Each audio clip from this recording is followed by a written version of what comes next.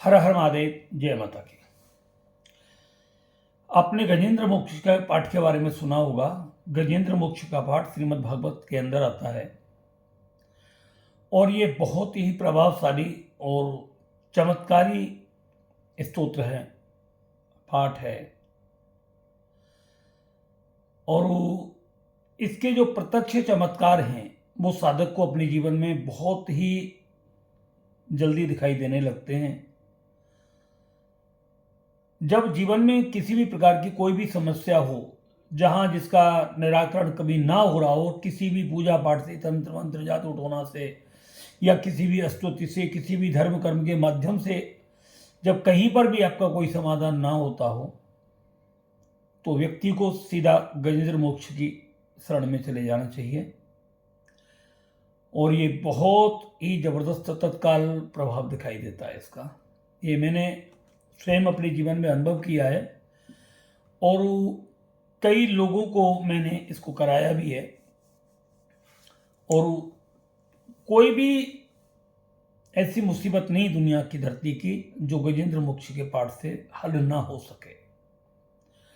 और सबसे बड़ी बात होती है श्रद्धा। आपकी ईश्वर के प्रति श्रद्धा हो, विश्वास हो और गुरु के प्रति आपकी निष्ठा हो तो मतलब मुझे नहीं लगता कि आपका कोई भी कार्य पूरा ना हो, असंभव हो।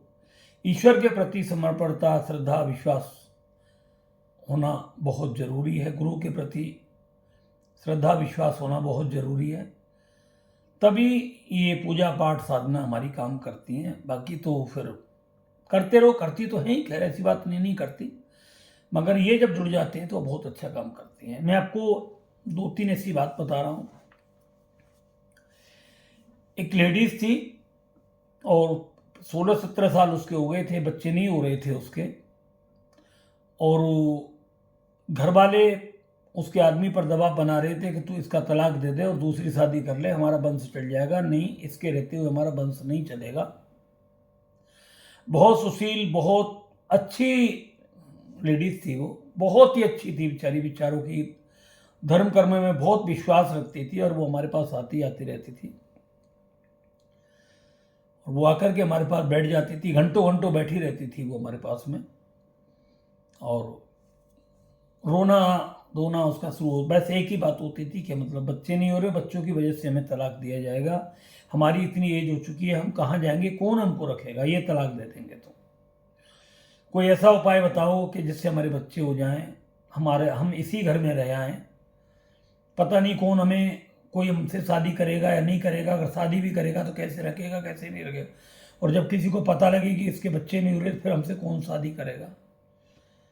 तो आप हमें इस मुसीबत से बचा लें। ये वो जब बात हमसे करती थी तो वो रोती थी। जब वो रोती तो हमारे आंखों में भी आंसू आते थे और हमें कोई समाधान पता होता ही नहीं था, किसी चीज़ के बारे में जानकारी थी नहीं इस विषय पर। गजेंद्र मोक्ष के बारे में तो दूर दूर तक नहीं थी कि मतलब ऐसा भी कुछ होता है।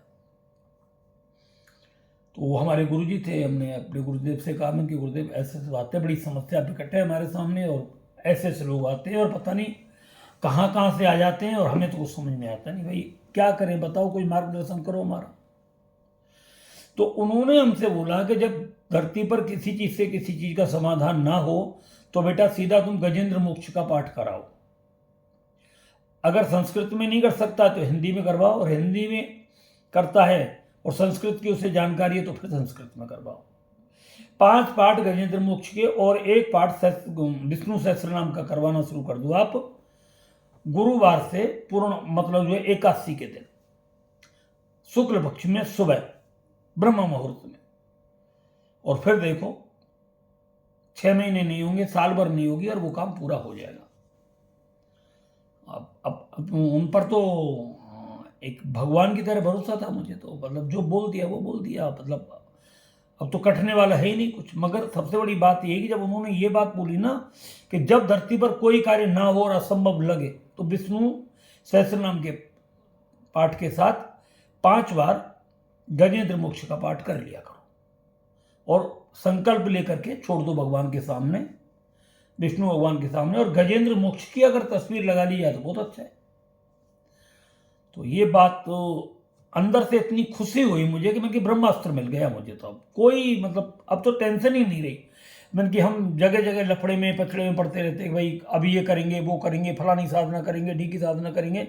अरे मैंने कि अब तो उद्धार ही हो गया, ऐसा विश्वास, दृढ़ विश्वास दिमाग में जम गया। बहुत बड़ी खुशी, हम साइकिल से वहाँ से आ गए अपने घर पर, और वो 6, 7, 8 दिन बाद वो हमारे पास आती रहती थी। हमने उनको पूछा, मैंने कहा आप पढ़े लिखे हो? तो उन्होंने बोला हाँ हम पढ़े हैं और अच्छे पढ़े हैं, और हमें, तो मैंने कि संस्कृत पढ़ लेते हो? मैंने कहा हाँ हम संस्कृत पढ़ लेते हैं। तो मैंने कि फिर आप, मैंने कि मुझे संस्कृत पढ़ के दिखा सकते हो?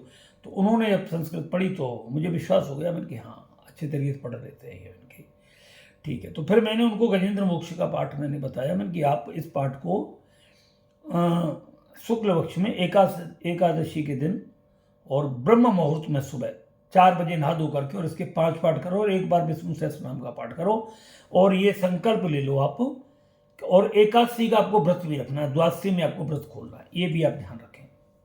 बोले ठीक है। और उन्होंने संकल्प लिया कि मुझे पुत्र प्राप्ति के लिए, पुत्र के लिए, उन्होंने कोई पुत्री के लिए नहीं, पुत्र के लिए। और उन्होंने तुलसी दल हाथ में, गंगा जल, तुलसी दल हाथ में लेके, जल लेकर के, और थोड़ा सा दान दक्षिणा, फूल माला, फूल वगैरह लेकर के, और ये कहा, हे विष्णु भगवान, मैं आपके गजेंद्र मोक्ष का पाठ कर रही हूँ, मुझे बंध्या दोष से मुक्ति दिलाएं और मुझे पुत्र प्राप्ति कराएं, जिससे कि मेरा घर परिवार बसे और मेरे परिवार में ये कार्य सफल हो। ऐसा मन में भाव रख करके उसने पूरे तरीके से, और ये एकादशी के दिन बृहस्पतिवार को, और ये संकल्प लेकर के छोड़ दिया। जिस औरत ने 15-16 साल लगातार दवाइयां खाई हों, कोई भी दवाई न छोड़ियो, किसी भी प्रकार की, घरेलू नुस्खे, बाहर की दवाइयां, सब तरीके, सब कुछ खाया, किसी ने कुछ नहीं किया, आप यकीन नहीं मानोगे, वो गजेंद्र मोक्ष का पाठ करती थी, विष्णु सहस्त्र नाम का पाठ करती थी। एक तांबे के लोटा में करीब 500 ग्राम होगा या ज़्यादा होगा, उसमें 5-7 तुलसी के पत्ते तोड़ करके, और एक चुटकी शक्कर डालती थी उसमें, बस, और ये डाल करके उसको रखती थी सामने, और उनका पाठ कर लेती थी। भगवान के श्री चरणों से उस पात्र को लगा करके अपने माथे से लगाती थी, और उसी तुलसी दल के पानी को वो प्रतिदिन, मतलब जो है, पीती थी। और उसने ये 21 दिन पाठ करना शुरू किया, 4-5 दिन, महीने के छोड़ देती थी वो। और ऐसे ऐसे उसने 3-4 अनुष्ठान किए, कोई हवन भवन नहीं, कोई कुछ नहीं। और वो उसने करीब 6 महीने जब उसको हो गए, और वो ईश्वर की कृपा से प्रेग्नेंट हुई, और भगवान की कृपा से एक नहीं, उसके 2 बेटे हुए। और बहुत खुशी उसके घर में, मतलब भगवान की कृपा से बहुत अच्छे तरीके से आज भी वो 2 बेटे हैं। वैसे तो वो जहाँ रहती थी वहाँ नहीं है, वो बेच करके गुड़गांव चले गए हैं वो लोग, मगर हमारे पास फ़ोन उनके आते रहते हैं, बातचीत होती रहती है। बच्चे काफ़ी बड़े हो गए और पढ़ते हैं अच्छे तरीके से। ठीक, एक तो ये घटना थी। एक व्यक्ति मेरे पास और आया था कि उस पर कर्जा बहुत ज़्यादा हो गया था, काफ़ी मात्रा में, और कर्जदार बहुत ज़्यादा परेशान करते थे, कर्ज चुकता नहीं था उनका, और वो डीलरगिरी का काम करते थे। अब डीलरगिरी तो उनकी बिल्कुल बंदी हो गई थी, मगर उनके पास कुछ ज़मीन वगैरह पड़ी हुई थी, वो बिक भी नहीं रही थी। और एक ज़मीन थी जो काफ़ी बड़ी थी, उस पर कुछ, मतलब बदमाशों ने कब्जा कर लिया था, बदमाश टाइप के लोग थे मतलब, और वो उन्हीं के साथ दोस्ती करके रहते थे। मगर फिर जब बुरा वक्त आया तो सबसे पहले अपने ही दुश्मनी बांधते हैं, अपने मित्र हों चाहे अपने परिवार के हों, सबसे पहले दुश्मनी इन्हीं की होती है, और वो ही दुश्मन बन गए और उनकी जगह पर कब्जा करके बैठ गए। अब वो बड़ी बड़ी 3 बेटियां थी, जवान थी, एक लड़का था, लड़का बड़ा था, बेटियां छोटी थी, मगर सब शादी योग्य थी। बड़ी लड़की की करीब 28-29 साल की एज थी, लड़का भी 30-32 साल का हो गया, शादी किसी की हो नहीं रही थी, और वो बहुत ज़्यादा परेशान। एक दिन वो हमारे पास आकर के बोला कि हमें आपके पास किसी ने भेजा, कालका जी का रहने वाला था वो। तो बोले हमें किसी ने आपके पास भेजा है, और बड़ी श्रद्धा विश्वास के साथ आए, गुरुजी आप हमारा मार्गदर्शन करें, हम क्या करें। तो जिस औरत को हमने जो बताया गजेंद्र मोक्ष का पाठ, हमने बिल्कुल देरी नहीं लगाई। मैंने कहा पढ़े लिखे हो आप? मैंने कहा हाँ पढ़े लिखे तो हैं हम। तो मैंने कि आप गजेंद्र मोक्ष का पाठ कर सकते हो? तो उन्होंने कहा कि गजेंद्र मोक्ष के पाठ से क्या होगा? मैंने कि जिन मुसीबतों को तुम लेकर के हमारे पास आए वो सब हल हो जाएंगी आपकी।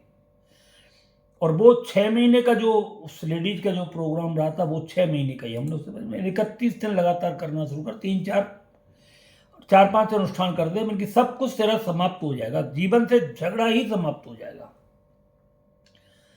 उन्होंने हमारी बात पर विश्वास किया। उन्होंने कहा ठीक है हम करेंगे।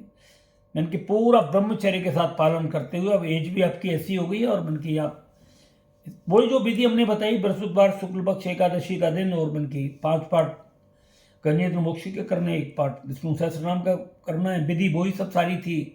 भगवान विष्णु की फोटो गजेंद्र मोक्ष की लगानी है, घी का दीपक जलाना है, भोग प्रसाद में जो भी आपको रखना है पंचोपचार से उनका पूजन करना है, स्नान वगैरह करा के तिलक वगैरह लगा, क्योंकि जो एक आम घर में सब हम जानते हैं उसमें कोई वो थोड़ी है। और मन की अब एक संकल्प ले ले, सर्व कार्य सिद्धि है, मैं पाठ कर रहा हूँ सर्व बंधन से मुक्ति के लिए और सभी कार्य की सफलता के लिए मैं कर रहा हूँ, भगवान विष्णु मेरी कामना पूरी करें। बस ऐसा संकल्प लेकर के हाथ में छोड़ देना कोई। तो संकल्प में उसने ऐसा ही किया, थोड़ा जल रखा, थोड़े फूल रखे, और थोड़ी कोई मिठाई वगैरह जो भी पैसे वैसे रखते हैं वो सब रख करके और भगवान के सामने छोड़ दिया, पाठ करना शुरू किया। तो उसका तो ऐसा हुआ कि मतलब मुझे तो नहीं लगता उसने एक अनुष्ठान भी किया हो, एक भी नहीं किया हो, 15-20 दिन भी नहीं हुए होंगे उसके। तो वो जिन लोगों का कर्जा था उन्होंने बोला कि कोई दिक्कत नहीं, तू कर्जा वर्जा आ जाएगा और ज़्यादा दबाव बनाने से कोई फ़ायदा नहीं है तुझ पर। हमने सुना है कि तू बहुत परेशान है, ठीक है दे देना, कोई दिक्कत नहीं। वो इस तरीके से उसको सांत्वना दी। और जिन लोगों ने उसकी ज़मीन पर कब्जा किया हुआ था, और जो मतलब कब्जा तो क्या किया हुआ था, वो धमका रहे थे, उसी ज़मीन का कोई व्यक्ति दूसरा लेने वाला आ गया, बोले हम अपने आप देख लेंगे, ये बताओ तुम्हें कितना पैसा चाहिए उस ज़मीन का। तो जो उसने मन में सोचा हुआ था उससे लगभग में 3 लाख रुपए फालतू मिला उस ज़मीन का, और उसने वो ज़मीन उसे दे दी। वहाँ से वो ज़मीन उसकी निकल गई, पैसा उसके पास आ गया, जो कर्जा था वो कर्जा चुका दिया, पैसा जो बता बच्चों की, पहले लड़कियों की शादी करी, फिर लड़की की शादी करी, और फिर उसके बाद उसने मतलब जो है ये तुम्हारा जो गारमेंट्स का काम होता है, सिलाई विलाई का, क्योंकि गोविंदपुरी में कालका जी में ये काम बहुत ज़्यादा होता है, तो फिर उसने वो अपना काम करना शुरू किया। और लगभग में बढ़िया काम चला, क्योंकि हम तो एक ही बात मानते हैं, जब आदमी छोड़ करके हमें चले जाते हैं तो फिर ईश्वर की कृपा से उनके काम बन ही जाते हैं। और हमने तो ऐसा देखा है अक्सर करके, जब इंसान के कार्य सफल हो जाते हैं तो फिर वो छोड़ करके ही चले जाते हैं। और हम भी भगवान से यही प्रार्थना करते हैं कि हमसे ज़्यादा ना जुड़े तो ज़्यादा अच्छा है, क्योंकि सबसे मना करते हैं, आप देखते होंगे, हम तो हर बार मना करते हैं कि आप हमसे मिलो मत, हमारे पास आओ मत, हमारे पास जाओ मत, कोई हमें ऐसी आपसे कोई वो नहीं है, मगर इतनी प्रसन्नता होती है, बस इतना बता दो कि हमारा काम हो गया, बस इतनी हम आपसे वो करते हैं। आप और किस चीज़ से आपकी कौन सी कामना सिद्ध हुई है, परेशानी क्या थी, बस इतना हमें बता दो, क्योंकि हम एक छोटा सा एक रिकॉर्ड रखते हैं कि भाई इस पाठ के करने से, इस पूजा के करने से इतने दिन बाद इस व्यक्ति को ये लाभ हुआ है। तो ऐसे फिर हम उनको थोड़ा सा बता देते हैं बस, और हमें आपसे कोई लेना देना नहीं है। हम आप सोचते हैं कोई आपसे कोई दान दक्षिणा मांगते हो या कोई ऐसा, तो कोई बोल ही नहीं सकता किसी भी तरीके से, क्योंकि ईश्वर ने इतना दे रखा है, इतना दे रखा है कि मेरे पास कोई शब्द नहीं है, बहुत दे रखा है, बहुत दे रखा है भाई, सच वाली बात होता है। एक ये थी, और भी ऐसी कई घटना थी, मैं आपको क्या बताऊं, बहुत सारी ऐसी घटना थी। फिर जब सबने करना शुरू किया तो फिर मेरे भी मन में थोड़ी सी जिज्ञासा थी, मैंने कि जब सब कर रहे हैं तो फिर मैं भी करके देखता हूँ। तो फिर मैंने कोई संकल्प तो मैंने नहीं लिया कि भाई मेरा कोई विशेष कार्य हो, क्योंकि ईश्वर की कृपा से मैंने सोचा है और वो काम हो जाता है। मतलब भगवान की कुछ माता रानी की ऐसी कृपा रही है कि मैं आपको नहीं कहना चाहिए कि मैंने अगर कोई मन में सोच लिया कि मेरा मुझे ये कार्य होना है, तो वो कार्य 10 दिन में, 15 दिन में, महीना नहीं लगता, उसमें पूरा हो जाता है। वो महीना पूरा लगता ही नहीं कभी भी। कभी 15 दिन में, 20 दिन में ऐसा हो जाता है। कहीं से कैसे होता है वो भगवती अपने आप कर देती है। तो मैंने ऐसे ही कर, तो सबसे बड़ी बात बता दूं कि मन को बड़ी शांति मिलती थी। इसको गजेंद्र मोक्ष का पाठ करने से इतनी शांति मिलती थी मन को कि आप कल्पना नहीं कर सकते थे। बहुत अच्छा मन लगता था और बड़ी हृदय में मतलब भक्ति के हिलोरे पैदा होते थे। इतनी शांति, इतना आनंद, मतलब परम आनंद, मतलब ऐसा लगता था परम आनंद, एकदम बहुत अच्छा फील होता था। तो फिर मैंने इसको रेगुलर करना शुरू कर दिया, गजेंद्र मोक्ष का तो पाठ। और केवल आनंद के लिए, कोई मांगने की बात नहीं थी कि कुछ मैं धन दौलत मांग रहा हूँ, क्योंकि ईश्वर की कृपा से कमी नहीं रही। जब से मैं अपने उसमें आया तो भगवान की कृपा से पैसे की कमी नहीं रही, ना पैसे की कमी रही, ना समाज की कमी रही, ना मान सम्मान की कमी रही, किसी चीज की कमी नहीं रही। मैं इतना कह सकता हूँ दावे से कि शायद संसार में भगवान ने इतना किसी को ना दिया हो जितना मुझे दिया है। और सबसे बड़ी बात है, मन को पूरी शांति है। बहुत सारे लोग कहते हैं कि जब आपको इतनी शांति है तो फिर आप जब देखो जब हवाई जहाज़ों में ही घूमते रहते हो, जब देखो जब हवाई जहाज़ों में भटकते रहते हो। ये भटकना नहीं है भैया, उन लोगों का प्यार है जो बुलाते हैं। मैं भटकता नहीं हूँ। कोई भी मेरा व्यक्ति ये नहीं कह सकता है कि हमसे गुरुजी ने 10 रुपये मांगे हैं दक्षिणा के, 10 रुपये। आज भी मैं होटल में बैठ करके ये वीडियो बना रहा हूँ, आज ही आया हूँ मैं बाहर।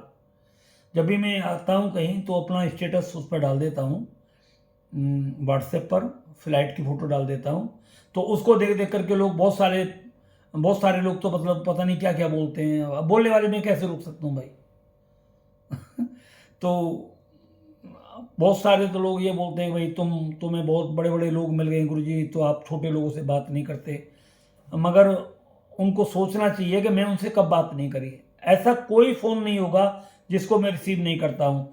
अगर किसी ने फ़ोन किया तो मैं पलट करके फ़ोन भी करता हूँ, ऐसा नहीं है। हाँ, मगर घंटे 2 घंटे बात कर लेता हूँ, 2-3 घंटे बात कर लेता हूँ, तो मैं फ़ोन ज़रूर करता हूँ। मगर कुछ चेपू होते हैं। एक बार हमने किसी बात के लिए बोल दिया कि भाई जाओ तुम्हारा ये कार्य धीरे हो जाएगा, आप थोड़ा धैर्य रखो, मगर वो रोज़ाना फ़ोन करते हैं, दिन में 3-3 4-4 बार फ़ोन किया, अभी तो कुछ हुआ नहीं, अभी तो कुछ हुआ नहीं, अभी तो कुछ हुआ नहीं।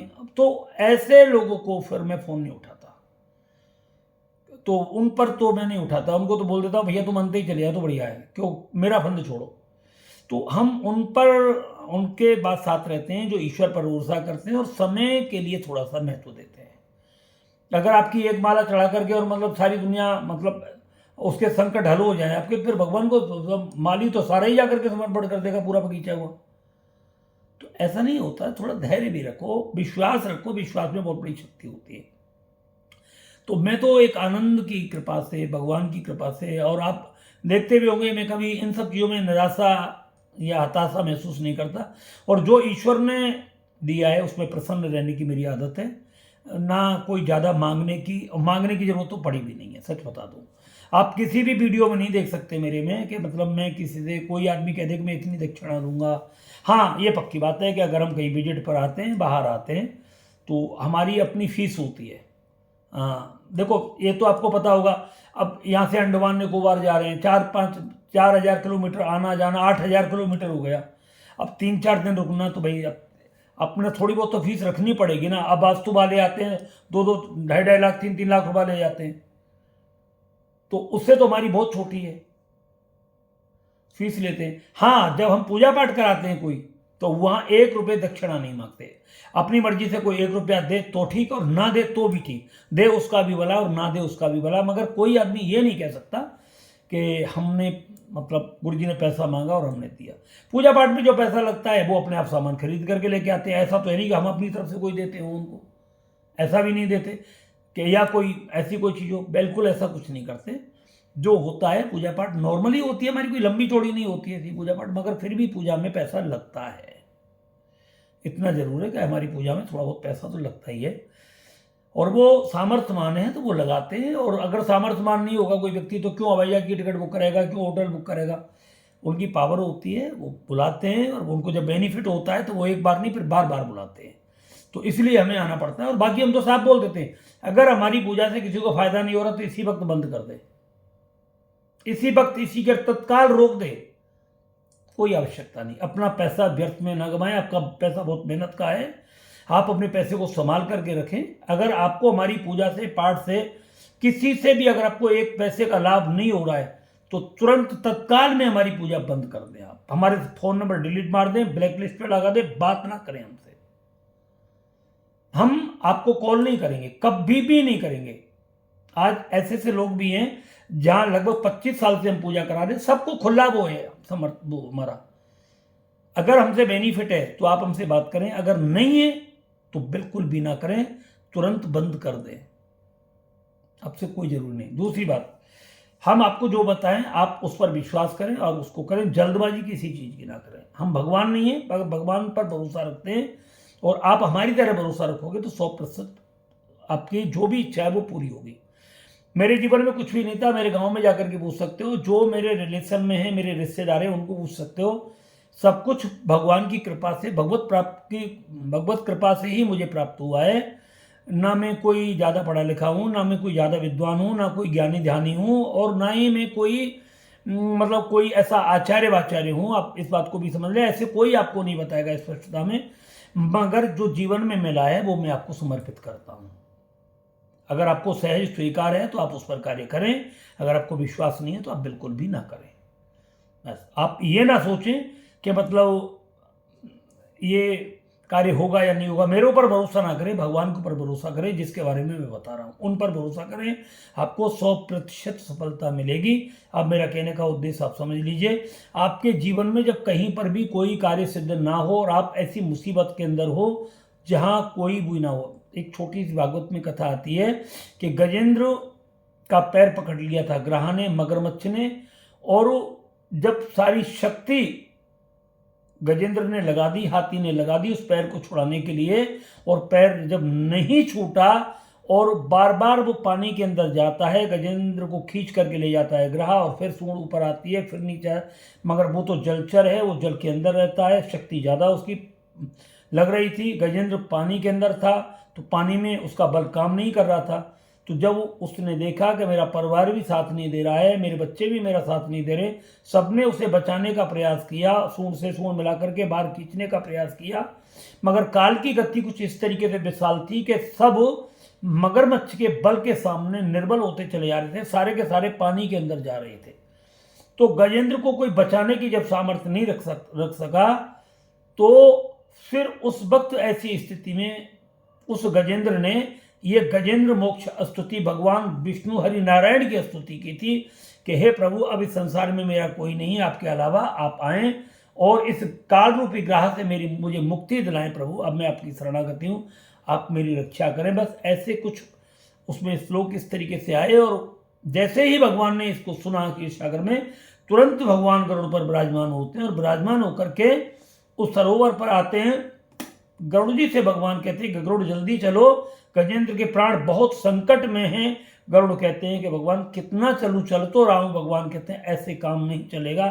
तुरंत भगवान ने गरुड़ के पीठ से छलांग लगाई और दौड़ पड़े श्री कृष्ण भगवान श्री हरिनारायण गजेंद्र की रक्षा करने के लिए, और दूर से ही सुदर्शन चक्र को छोड़ा और गजेंद्र के ग्रह के मस्तक को मतलब जो है धड़ से अलग किया और गजेंद्र के प्राणों की रक्षा की। और गजेंद्र ने एक कमल पुष्प लेकर के भगवान श्री हरि के चरणों में समर्पित किया। भगवान ने उसे सहज स्वीकार किया। तो गजेंद्र को भी भगवान ने मोक्ष दिलाया, मुक्ति दिलाई, और ग्रह को अपने हाथों से मोक्ष प्रदान किया। दोनों ही भगवान के श्री अंग में विलीन हुए और अंत में भगवान के पार्षद बने। ये कथा बहुत ही उसकी है। आप केवल इतना ही ध्यान कर लें कि जैसे गजेंद्र का मोक्ष किया प्रभु, आप ऐसे ही मेरा इन सभी मुसीबतों से उद्धार करें और मुझे मुक्ति दिलाएं। बस यही आपके श्री चरणों में मेरी प्रार्थना है। आप देखिए, धीरे धीरे आप सभी संकटों से मुक्त हो जाएंगे। आपके जीवन में बहुत बड़े बड़े बदलाव आने लगेंगे और आपके सभी कार्य बहुत आसानी से सफल होने लगेंगे। हर हर महादेव, जय माता।